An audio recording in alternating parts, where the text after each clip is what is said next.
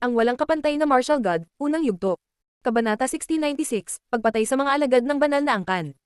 Ang Celestial Evolution chessboard ay lumulutang pa rin sa ibabaw ng Ice Moon Lake, at ito ay gumagalaw patungo sa isang pavilion.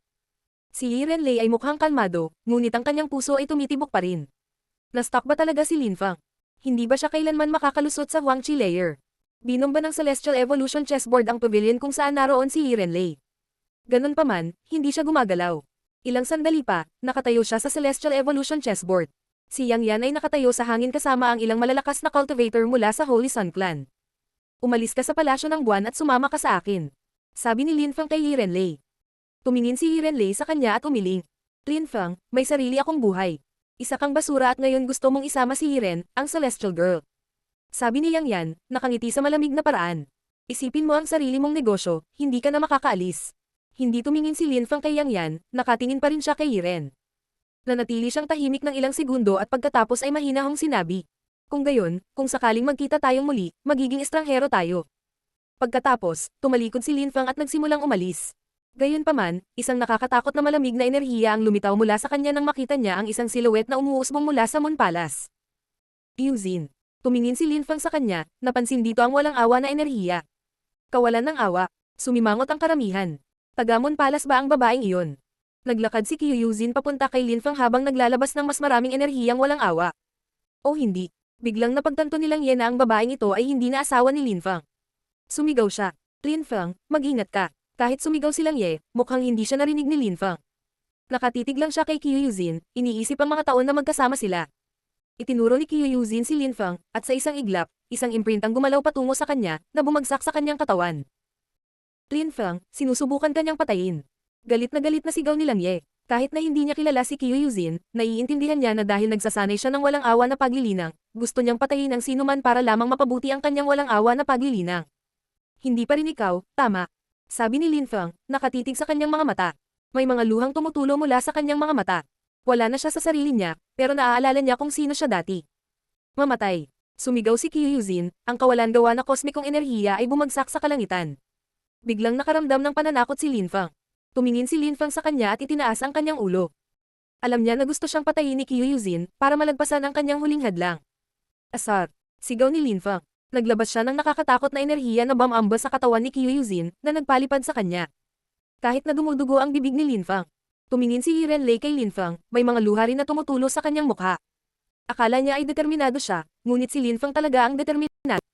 Alam na niya ngayon na kahit anong mangyari, wala siyang ibang gusto, hindi na siya magkakaroon ng pangalawang lalaki. Patayin siya. Sabi ni Yang Yan. Kaagad, bumaba mula sa langit ang ilang malalakas na cultivator mula sa Holy Sun Clan, patungo kay Lin Fang. Biglang itinaas ni Lin Fang ang kanyang ulo, lumitaw ang siyam na tubig sa Netherworld sa kanyang mga mata, at lumitaw ang kanyang makajos na kamalayan na palasyo. Pagkatapos ang kanyang makajos na kamalayan na palasyo ay muling nagpailaw sa Celestial Evolution chessboard. Bumangon ka, galit na sigaw ni Lin Fang. Bumangon sa ere ang Celestial Evolution chessboard.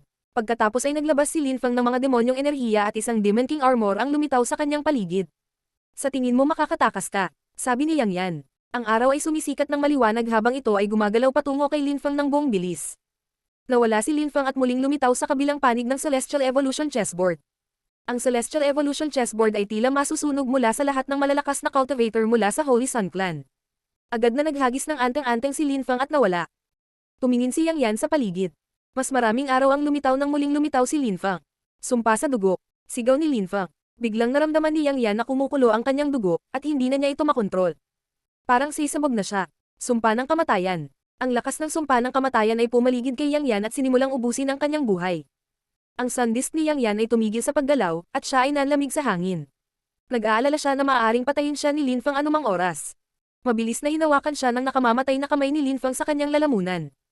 Pakawalan mo siya. Huminto ang malalakas na cultivator mula sa Holy Sun Clan na lumilipad patungo kay Lin Fang.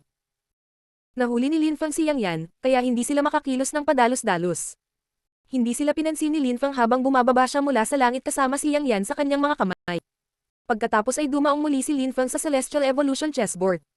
Hindi pa nakakalusot si Lin Fang sa Huangqi Layer, ngunit nagawa pa rin niyang pigilan si Yang Yan gamit ang kanyang agresibong pagmumura ng cosmic energy, at ngayon ay nakulong siya sa isang mapanganib na lugar. Hayaan mo siya, kung hindi ay tiyak na papatayin ka ng Holy Sun Clan. Sabi ng isang malakas na cultivator mula sa Holy Sun Clan. Hindi siya nilainggan ni Linfang, nakatitig siya kay Yang Yan. Mukhang natakot si Yang Yan habang sinabi niya. Hindi kayo mga ngahas na patayin ako. Gusto ko ang mga taong nagsasabi niyan sa akin. Sabi ni Linfang, nakangiti. Dahil sa lakas ng sumpa ng kamatayan, muling kumulo ang dugo ni Yang Yan habang inuubos ang kanyang buhay. Ayaw nang lumaban ni Yang Yan. Sinusunog siya ng kosmikong enerhiya ng apoy, mga lakas ng kosmikong hangin kung saan pinuputol siya ng hindi mabilang na beses, at sa isang kisap mata, naging abo siya. Pagkatapos ay kinuha ni Linfang ang kanyang sun disk at ang kanyang mga singsing. Pinatay niya siya. Baliw siya. Naisip ng karamihan. Galit na galit ang mga emperador. Ang mga imperial na sandata ay kumislap at lumipat patungo kay Linfang. Gumawa ng ilang hakbang si Linfang, at sa bawat hakbang niya, ang mga nakakatakot na enerhiya ay lumalabas. Hindi na siya makakatagal. Bulong ng matanda. Dapat mo siyang iligtas. Sabi ng dalaga sa matanda. Parang naiinip siya. Bakit ako? Tanong ng matanda. Ang kanyang mga mata ay kumikislap habang sinabi niya. Ang mga Diyos ay laban sa kanya, ang kanyang asawa ay iniwan siya, ang mga dakilang emperador ay gustong pumatay sa kanya. Kung hindi mo siya nailigtas, mamamatay siya. Pero hindi ko siya kilala. Nakangiting sabi ng matanda. Pero kilala ko siya. Sabi ng dalaga, pilit na nagpapakyut. Kung nakita ng karamihan ng banal na babae ng angkan ng mga hayop na kumilos ng ganoon, ano ang magiging reaksyon nila? Sige baby girl, ililigtas ko siya. Baka magbago ang mga bagay kung protektahan natin siya. Nakangiti pa ring sabi ng matanda. Sa itaas ng Ice Moon Lake, isang mapanirang celestial strength ang biglang bumaba mula sa langit. Huminto ang lahat ng mga cultivator mula sa Holy Sun Clan. Isang nakakatakot na cultivator ang bumababa mula sa langit, isang dakilang emperador. Dumudugo pa rin si Linfang, at wala na siyang lakas. Hindi na niya magamit ang life energy para makarecover. Nang makita niya ang cultivator na iyon, ngumiti siya, ngunit mukhang malungkot pa rin siya. Gusto lang niyang makapasok sa Huangqi layer at umalis, ngunit hindi siya pinayagan ng mga Diyos. Ang walang kapantay na martial god, unang yugto. Kabanata 1697, hinahamon ng langit. Sa di kalayuan, si Qiyongqi ay tahimik na nanunood. Ikaw maliit na bastard, dapat kang mahilig humarap sa mga panganib. Isip ni Qiyongqi, ang 7 sa kanyang lakas ay naging cosmic energies at ngayon ay isang mahusay na emperador ang legal iligtas sa kanya.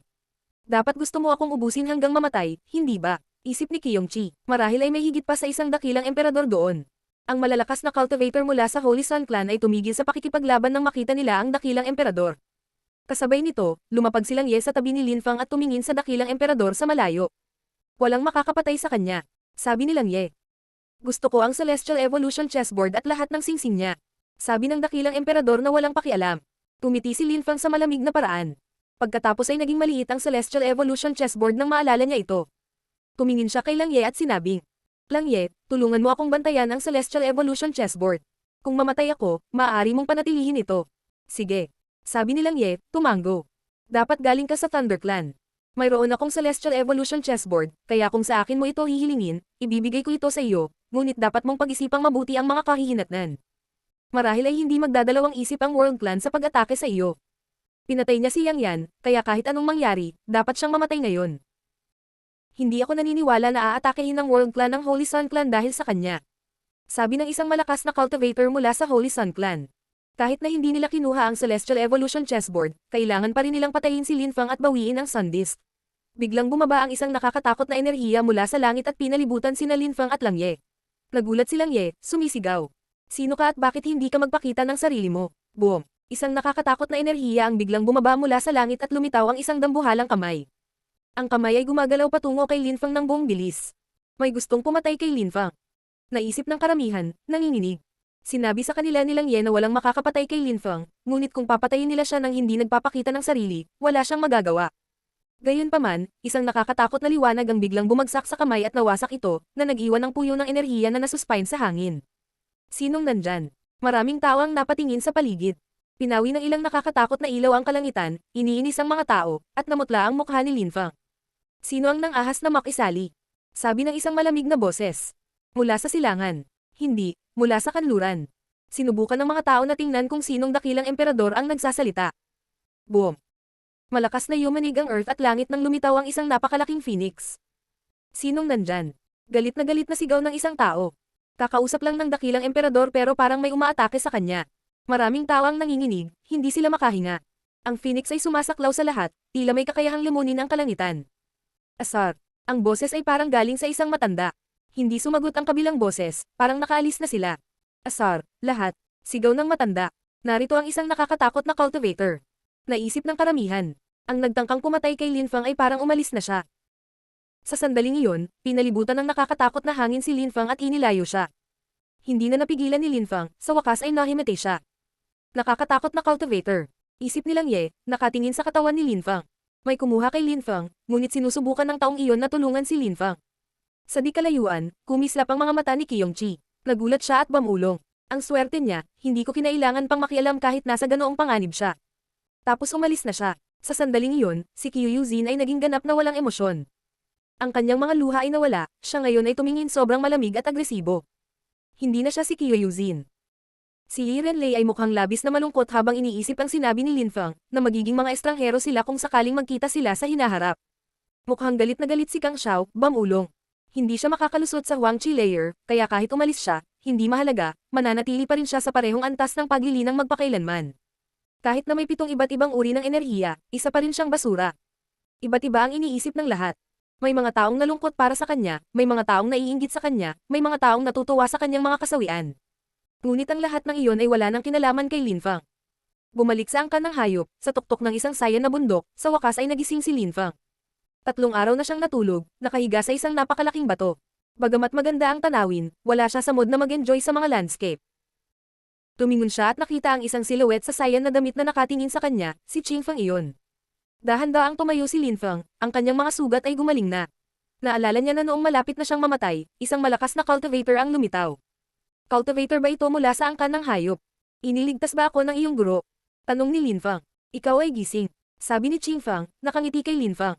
Naawa siya sa kanya, umaasa siyang makakahanap siya ng solusyon. Ginawa ng matanda. Sagot ni Qing Fang. Hindi alam ni Lin Fang kung sino ang ibig niyang sabihin, ngunit naiintindihan niya na ito ay isang nakakatakot na cultivator mula sa angkan ng mga hayop. Salamat. Sabi ni Lin Fang, nakangiti kay Qing Fang. Huwag mo akong pasalamatan. Sabi ni Qing Fang. Marami kang naglalakbay, dapat kang magpahinga. Sige. Sabi ni Lin Fang, tumango. Pagkatapos, tumalon siya mula sa napakalaking bato at lumipad, dumaong sa isa pang bundok. Doon ay naglabas siya ng cosmic energies, 7 iba't ibang uri ng cosmic energies. Kaya niyang kontrolin ang 7 uri ng cosmic energies, kaya ano? Kung hindi siya makalusot sa Huangqi layer, tapos na ang kanyang buhay. Ang kanyang cosmic energies ay kumikislap, at sa sandaling iyon, si Lin Fang ay nabigla habang inilabas niya ang kanyang celestial book spirit. Ang isang bagong pahina ay nanginginig. Espiritu. Nanginginig ang puso ni Lin Fang. Hindi niya sinubukang gamitin ang kanyang espiritu, ngunit ito ay lumitaw sa sarili nitong. Buksan. Nahirapan siyang buksan ang pahinang iyon. Iniwan ako ng mga Diyos, iniwan ako ng mga tao, hindi mo rin ba ako iiwan? Sabi ni Lin Fang, nagpakawala ng mga demonyong enerhiya. Marahas na nanginginig ang espiritu ng kanyang libro. Dam, buksan mo ang sarili mo. Sigaw ni Lin Fang, nagsusumikap. Talagang mahirap buksan ang pahinang iyon, ngunit talagang gustong malaman ni Lin Fang kung anong mga sikreto ang maibibigay nito. Ipinikit ni Lin Fang ang kanyang mga mata, nanginginig ng marahas. Ang mga labanan sa itaas ng Ice Moon Lake ay muling nagplay sa kanyang ulo. Kahit tinalikuran ako ng mga Diyos, hindi ako susuko, lalabanan ko ang langit. Sigaw ni Lin Fang. Nanginginig ang langit sa itaas niya at mas lalong nanginginig ang diwa ng libro niya. Laming-galing si Lin Fang sa paligid, paano niya malalabanan ang kalangitan? Ang walang kapantay na martial god, unang yugto. Kabanata 1698, Puot ng mga Diyos. Ang banal na lungsod ay isa sa mga pangunahing 18 lungsod sa rehiyon ng madilim na gabi at ito ay mas tanyag na ang vast celestial ancient city. Matapos makalaya si Jun Moshi mula sa siyam na dakilang celestial na kastilyo, matagal na niyang hinanap ang banal na lungsod, 5 taon na niyang hinahanap ito. Sa wakas, nahanap na rin niya. Ang maliit na mundong iyon ay napuno lamang ng mga taong nabighani sa paglilinang. Hindi nabigo si Jun Moshi, malalakas ang mga tao doon, maging ang mga emperador ay karaniwan doon. Matapos makapasok sa banal na lungsod, si Jun Moshi ay nakipaglaban sa isang tao, at pagkatapos ay hinabol siya ng isang emperador pagkatapos nilang mapagtanto na siya ay nagtataglay ng isang imperial na immortal na katawan. Sa ilalim ng patuloy na banta ng kamatayan, sa wakas ay nailigtas siya ng ilang tao, ang King of Hell Palace. Pagkatapos ay sumali siya sa King of Hell Palace. Alam niya na sa loob ng banal na lungsod, kung hindi ka sasali sa isang makapangyarihang grupo, maaari kang mamatay. Nakatanggap si Jun Moshi ng nakakatakot na cultivation resources sa King of Hell Palace. At pagkatapos ay nag-practice siya ng cultivation na parang baliw, at sa wakas, nakalusot siya sa Huangqi layer. Sa sandaling iyon, sa malawak na Celestial Ancient City, sa itaas ng malaking lawa sa labas ng lungsod, isang grupo ng mga tao ang dumating, at si Jun Moshi ay nangunguna sa grupo, bumubulong.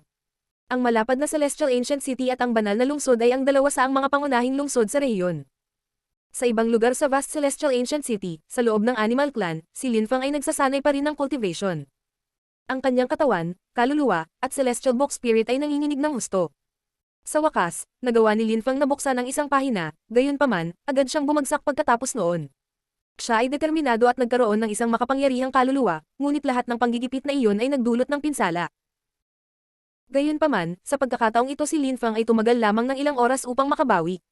Pinasok niya ang kanyang mahiwagang mundo, ang tiwangwang na lugar, at pagkatapos ay itinaas niya ang kanyang ulo.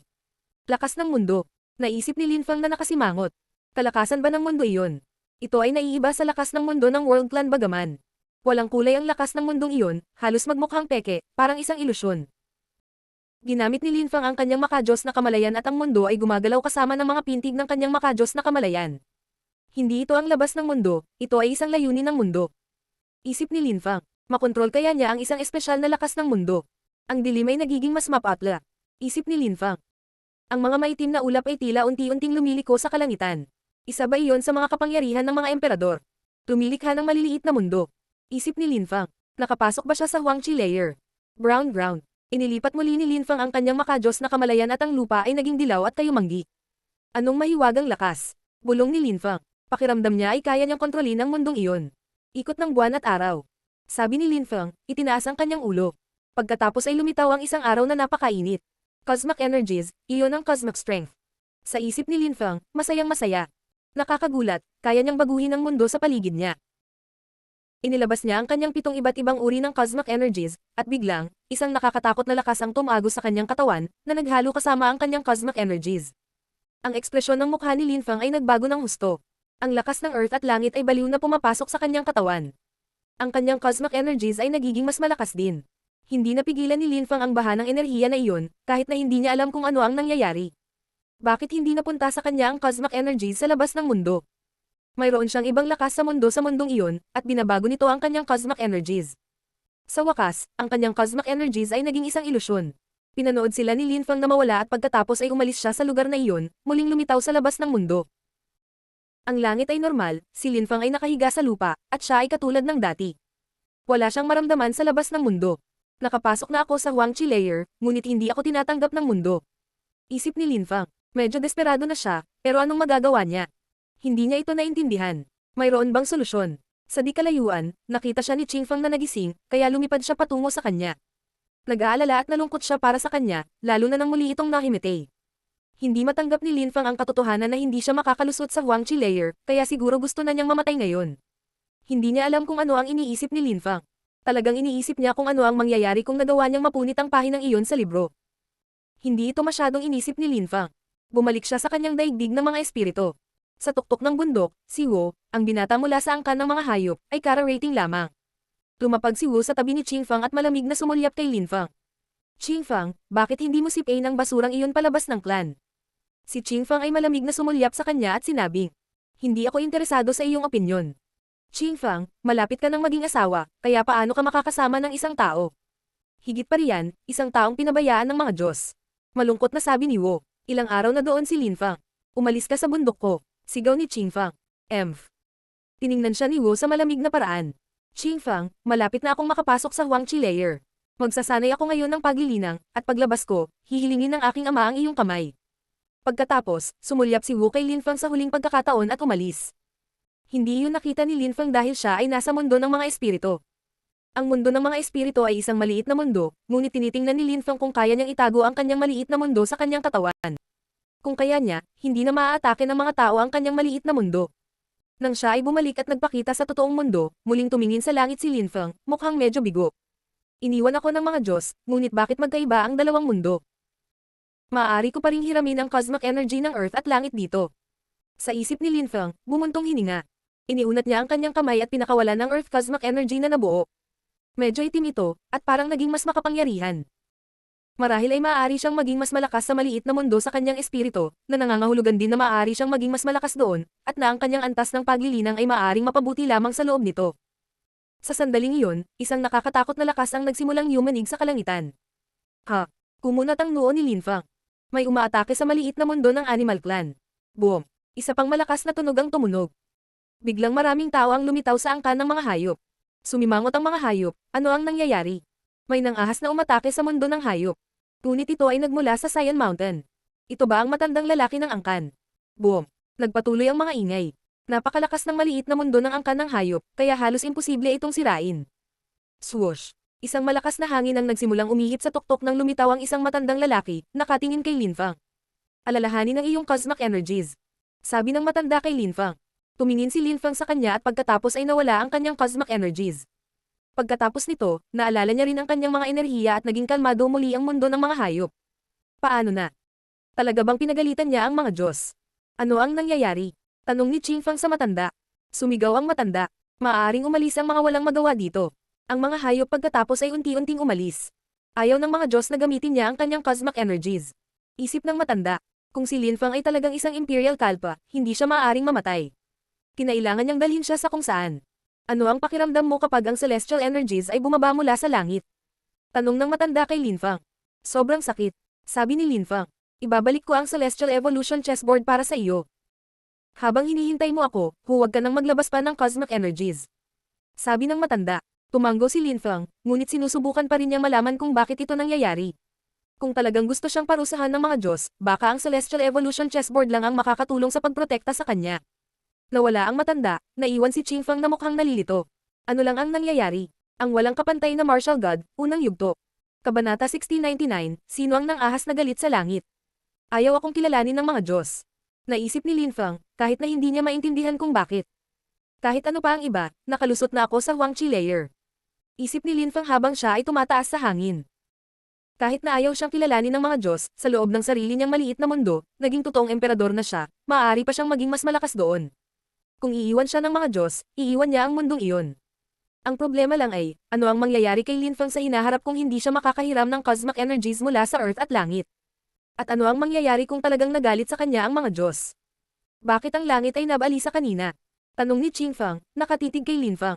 Pinagmasdan niya siya, at sa sandaling maalala niya ang kanyang cosmic energies, tumigil ang langit sa pag-atake sa kanilang maliit na mundo. Akala ng iba ay ginawa iyon ng matanda, ngunit alam niyang may kinalaman ito kay Linfang. Tumiti si Linfang sa kanya at nagtanong. Iniligtas ako ng guro na iyon, tama ba? Talaga. Sabi ni Qingfang na tumatango. Salamat, iniwan ako ng mga Diyos, iniwan ako ng aking asawa, at nakakagulat na isang estranghero ang nagligtas sa akin. Sabi ni Linfang. Kahit nakangiti siya ay medyo malungkot pa rin siya.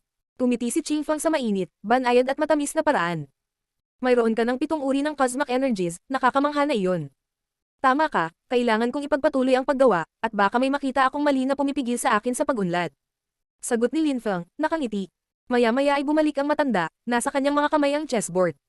Maraming salamat, Master. Sabi ni Linfang. Huwag tayong mag-aksaya ng oras, may mga bagay tayong dapat gawin. Sabi ng matanda, hila-hila si Linfang, at mabilis na lumipad. Mabahong matanda, hindi man lang niya ako sinama. Isip ni Qingfang, kagatlabi. Sinubukan niyang abutin ang mga ito, ngunit imposible. Sa malapad na Celestial Ancient City, maraming lawa, maraming isla, maraming tao ang nagsasanay doon. Tupad sila sa isang liblib na isla kung saan karaniwang ginagawa ng mga cultivator ang pagtatanim. Lahat, asar, sigaw ng nakakatakot na boses. Bletch. Isang emperador ang nasa islang iyon, nagsasanay sa paglilinang, at ang boses ay nabalisa sa kanya ng marahas, na nagpaubo sa kanya ng dugo. Bastos. Naisip ng emperador, ngunit hindi siya nang ahas na magsalita ng ganoon sa isang nakakatakot na cultivator. Hindi lang siya, lahat ay nagalit, ngunit walang nagsabi ng kahit ano ng lantaran. Napakabilis, umalis ang mga tao, maging ang mga dakilang emperador. Tumingin si Linfang sa matanda, walang imak. Siguro hindi ka payagan ng mga Diyos na gumamit ng cosmic energies, kaya kailangan mong subukan at tingnan kung makakaligtas ka. Ang lahat ay nasa iyong mga kamay ngayon. Sabi ng matanda, paprotektahan kita. Pagkatapos ay nawala ang matanda. Pagkatapos niyang mawala, kinuha ni Linfang ang kanyang Celestial Evolution chessboard at tumalon dito. Inilabas niya ang kanyang makajos na kamalayan ngunit hindi naglabas ng anumang cosmic energies. Kailangan niyang kontrolin ang deployment spell sa kanyang makajos na kamalayan, pagkatapos ay kailangan niyang tingnan kung sasalakayin siya ng mga Diyos o hindi. Nang matapos ni Linfang na baguhin ang deployment spell sa kanyang makajos na kamalayan, naglabas siya muli ng demonyong cosmic energy, at biglang may lumitaw na vortex sa kalangitan. Nakakatakot na langit. Kumunat ang noo ni Linfang. Nagiging itim ang langit, bahagyang nanginginig. Nagsimulang mag-isip si Linfang na sumuko ngunit naalala niya ang lahat ng paghihirap na pinagdaanan niya. Itinaas niya ang kanyang ulo at sinabi sa kanyang sarili na kahit anong mangyari, hahamunin niya ang mga Diyos. Sa labas ng isla, nagsimulang maakit ang atensyon ng mga tao ang mga enerhiya at kakaibang kalangitan. Ano ang nangyayari doon? Ang mga cosmic energies ay nagiging mas nakakatakot habang sila ay nag-condensed. May dumaan ba sa Huangqi layer? Ngunit hindi yun tama, ang enerhiya ay hindi masyadong nakakatakot kapag may pumasok sa Huangqi layer. Bukod pa rito, nilinis ng cosmic energies ang katawan ng isang cultivator nang makapasok sila sa Huangqi layer, ngunit ang mga enerhiyang iyon ay parang gusto nilang parusahan ng isang tao. Si Lin Fang ay nakatayo roon ng walang galaw, iniisip na siya ay namatay nang wala ang Celestial Evolution chessboard. Ang condensing energies na nagtutulak sa isla sa kaguluhan. Si Lin Fang ay nag-condense ng mas maraming demonyong cosmic energies at pagkatapos ay nagsimulang bumaba ang cosmic energies mula sa langit, ngunit ayaw nitong linisin ang kanyang katawan. Nakita ni Lin Fang ang nakakatakot na cosmic energies na bumababa, kaya tumakbo siya papunta sa Celestial Evolution chessboard. Biglang lumitaw ang isang demonic king armor sa kanyang katawan at isang demonyo ang lumitaw sa kanyang likuran. Gotcha! Dalawang nakakatakot na ilaw ang nagbanggaan, ang demon spell at ang purple lightning. Galit na sumigaw si Lin Fang, ang kanyang mga demonyong lakas ay bumagsak sa kalangitan, at sinuntok niya ang hangin. Ngunit hindi pa rin ito sapat, bumagsak ang mga enerhiya sa kanyang katawan, duguan siya at sumabog ang kanyang baluti.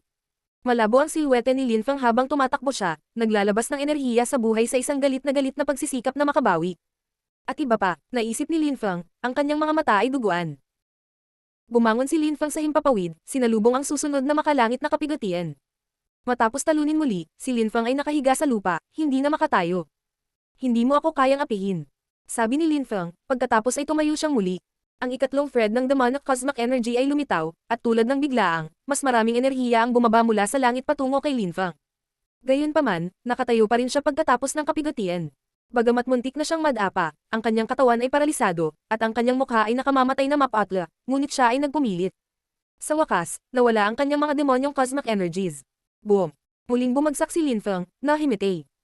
Pero may ngiti pa rin siya sa mukha. Isang matandang lalaki ang sumulyap sa loob ng Heaven Clan. Napansin niya ang ilang mga demonyong cosmic energies mula sa malayo, ngunit hindi iyon ang cosmic energies ng isang taong nakalusot sa Huangqi layer. Katawan ng paghihigpit, ang mga Diyos ay dapat magalit. Bulong ng matanda. Sa Dugo at sa Chu clans, ang ilang matatandang lalaki ay nakatingin din sa malayo, iniisip ang parehong mga bagay. Ang walang kapantay na martial god, unang yugto. Kabanata 1700, pag-alis muli sa Animal Clan. Saan man sa vast celestial ancient city, nanginginig ang mga tao, iniisip kung ano ang nangyayari. May nagpagalit ba sa mga Diyos? Maraming malalakas na cultivator ang nagsimulang tumakbo patungo sa lugar na iyon, gayunpaman, sa oras na dumating sila, ang kalangitan ay tumahimik na, at walang tao doon. Ang karamihan ay maaari lamang subukan at hulaan kung ano ang nangyari. Siguro nangyari ito dahil may nakalusot sa Huangqi layer pagkatapos ng lahat. Baka si Dugo ang panalo. O Chu Chunkyo, naisip ng ilang tao. Ngunit bakit nabalisa ang mga Diyos noon? Anong nangyari? Ang mga matatanda ng angkan ng Dugo at ang iba pang mga banal na angkan ay nagtipon lahat sa isla. Tumangalingga sila sa paligid na naghahanap ng mga pahiwatig, ngunit nakasimangot sila, walang mali. Kakaiba dahil ang mapanirang enerhiyang iyon ay madaling pumatay ng isang katamtamang antas na emperador, ngunit ang isla ay napakatahimik sa sandaling iyon. Sino kaya ang nag-trigger ng ganoong kaganapan sa vast celestial ancient city? Tanong ni Mr. Chu kay Mr. Kang. Ang Moon Imperial Palace. Bulong ng matandang lalaki mula sa Heaven Clan. Nagulat ang ibang matatandang lalaki, ang Moon Imperial Palace. Naisip din nila ang mga ito, ngunit sapat ba silang baliw para hamanin ang langit? Sino pa bukod sa Moon Imperial Palace? Paano ang isa na pinabayaan ng langit? Imposible, isa siyang Imperial Kalpa at pinagalitan na niya ang kalangitan. Ang Imperial Kalpa ay hindi makakalusot sa Huangqi layer. Walang pakialam na sagot ni Mr. Kang. Tumango naman ang iba. Sa katunayan, hindi ito maaaring siya, kung hindi, ito ay nangyari noon sa Ice Moon Lake. Ang lahat ay nag-iisip, posible ngunit sa parehong oras ay hindi. Sa wakas, hindi na nila masyadong iniisip ito. Nang sumunod na mga araw, maraming tao mula sa vast celestial ancient city ang nag-uusap at nanghuhula tungkol sa nangyari, ngunit walang kabuluhan ang lahat. Sa wakas, unti-unting tumigil ang mga tao sa pag-uusap tungkol dito. Ngunit pagkatapos, sa isang liblib na hanay ng bundok, ang parehong kakaibang bagay ay nangyari muli.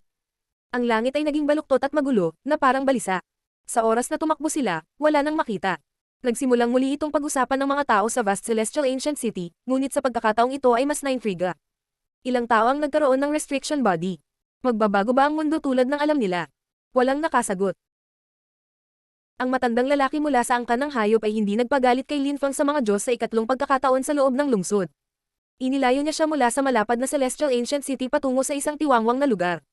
Doon, maaari niyang magalit ang mga Diyos ng maraming beses hanggat gusto niya. Makalipas ang isang buwan, bumalik si Lin Fang sa vast celestial ancient city. Bumalik sa mundo ng hayop, sa ibabaw ng isang kulay sayan na bundok, si Lin Fang ay nakatayo ng matangkad, mukhang mas heroic, mature, mas malakas, kahit ang kanyang lakas ng dugo ay tila bumuti. Tumingin ang matandang lalaki kay Lin Fang at kinamot ang kanyang balbas gamit ang kanyang kanang kamay, pagkatapos ay ngumiti siya, mukhang nasisiyahan. Mukhang talagang pinabayaan ka ng mga Diyos, ngunit naramdaman mo ba na nagbago ang iyong chi? Tanong ng matanda. Hindi na mahalaga. Sabi ni Lin Fang, nakangiti. Maaaring inabando na siya ng mga Diyos, ngunit kahit ngayon ay maaari niyang gamitin ang sarili niyang cosmic energies kung kailangan niya. Sa katunayan, ang iyong 7 uri ng cosmic energies ay naging medyo nakakatakot. Sabi ng matanda. Si Qing Fang ay nasa bundok kasama nila. Kaya ang mga malalakas at matapang na makatiis sa mga sakuna ay makakatagpo ng pag-asa, at sa huli ay tagumpay. Pero hindi ko pa rin maintindihan kung bakit ang lakas lang ng Zun Chi layer niya. Sabi ni Qing Fang. Pero isa lang ba talaga siyang cultivator ng Zun? Huwag mong sasabihin sa iba ang sitwasyon mo. Kung nasaktan mo ang sinuman, gagawin nila ang kanilang makakaya upang pumatay.